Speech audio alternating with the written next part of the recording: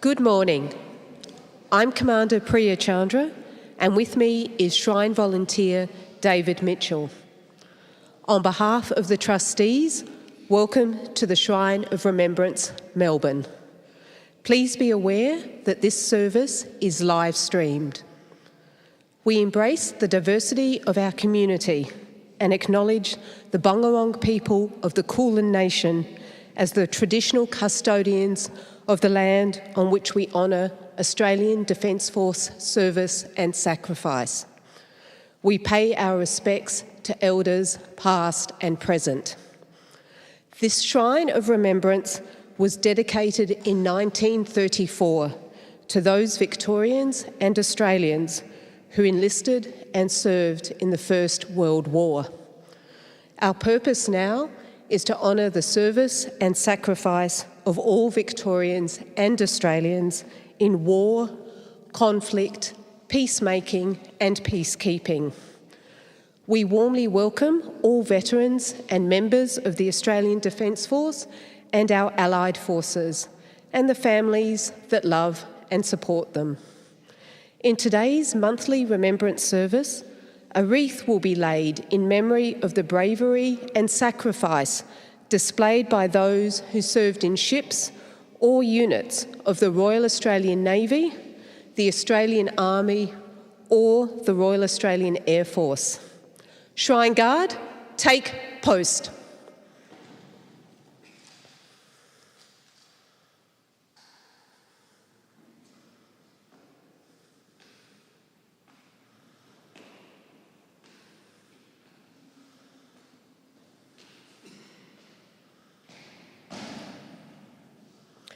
The Shrine Guard has protected and provided ceremonial support to the Shrine since 1935. They wear a uniform similar to that of the Australian Light Horse during the First World War, a legacy of those first Shrine Guard, all of whom were veterans of that war. Remembrance services are an important feature of the Shrine's commemorative program and have been conducted by veterans associations since 1934. These services allow veterans to honour bonds forged in conflict to remember mates with whom they served. Many did not return from active service, and more have since passed away. With the passage of time, no services are conducted by veterans of World Wars I and II.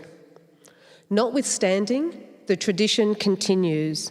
Each month, a wreath is laid at the Stone of Remembrance on behalf of those unable to continue their pilgrimage. Today, the wreath will be laid by David Mitchell. The names of those who enlisted in Victoria and served overseas during the First World War are recorded forever in the books displayed in the ambulatory that surrounds us. They served in German New Guinea, on the Gallipoli Peninsula, in the Middle East, France and Belgium, on the oceans of the world and in the skies above. In the First World War, 114,000 Victorians enlisted, 89,000 served overseas, and 19,000 made the supreme sacrifice. In the Second World War, 297,000 Victorians enlisted and 10,900 died. Over 7 years, they served in many of the European, Middle Eastern and Pacific theatres, including on home soil in the defence of Australia. Following the Second World War, Australians served in every area of Allied conflict as combatants and as peacekeepers in Korea, Vietnam, Southeast Asia, Namibia, Rwanda, Sudan, Timor, Afghanistan and Iraq. Many Australian service personnel currently serve overseas and in domestic duty.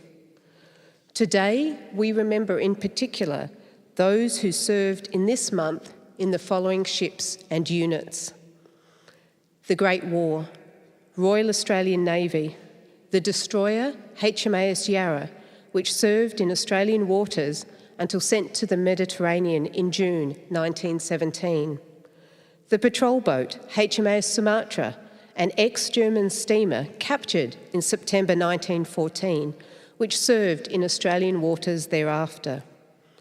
Australian Army, 29th Battalion. This unit defended the Suez Canal, Egypt, from December 1915 to June 1916, and saw service at Flanders in the Battle of Fromelles and the Somme. 2nd Division Field Ambulance, raised in March 1915 as the medical support units of 5th and 6th Infantry Brigades. The unit served in Gallipoli and France. The 6th Brigade, comprising the 21st, 22nd, 23rd and 24th Battalions. The brigade fought in Gallipoli, France and Belgium. The Second World War. Dunkirk Veterans Association. The Dunkirk Veterans Association previously held its annual commemorative service on 1 June each year to remember the service and sacrifice involved in the British evacuations from France in May to June 1940.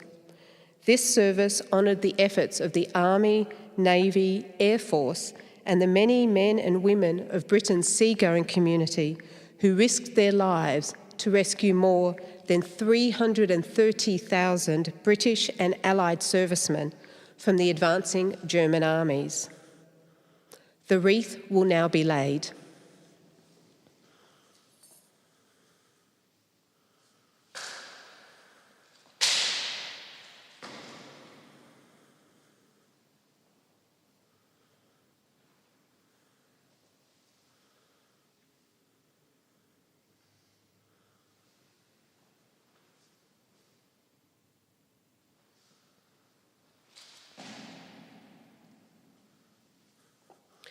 I invite you to place your personal tribute at the Stone of Remembrance or your poppy in the urns provided.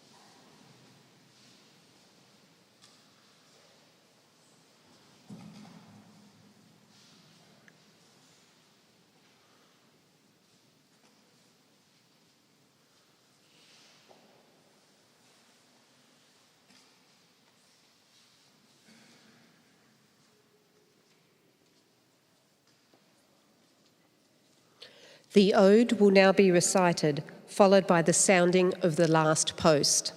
The ode is the 4th verse of Lawrence Binyon's poem, For the Fallen. The last post is a traditional military bugle call that marked the end of the day. It is now played to commemorate those killed in service. I encourage you to participate by repeating the phrases, "We will remember them," and "lest we forget." They shall grow not old, as we that are left grow old. Age shall not weary them, nor the years condemn. At the going down of the sun and in the morning, we will remember them.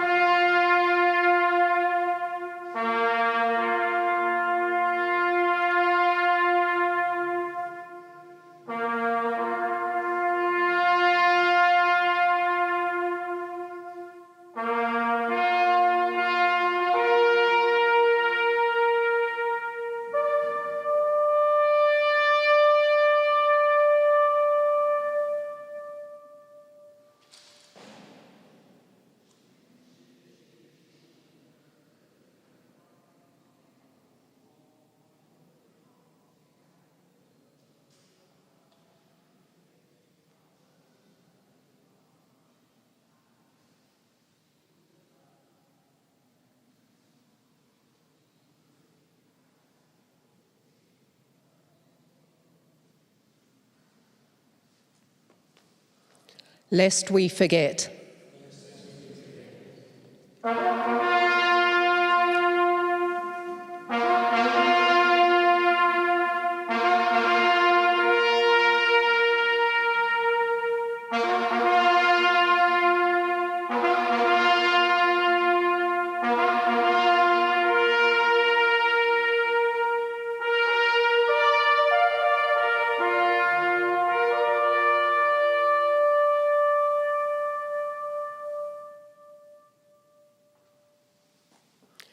Please now join us in singing the Australian National Anthem.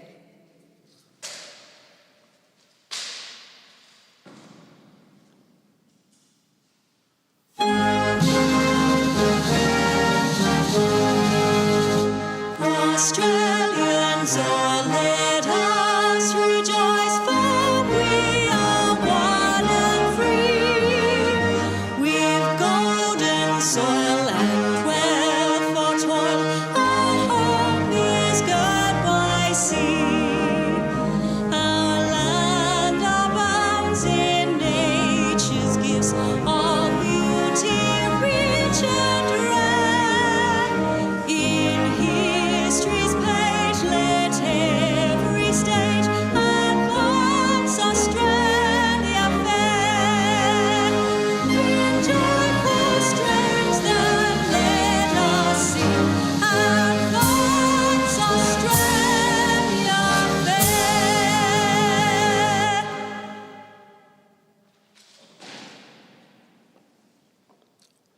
Shrine Guard, fall out.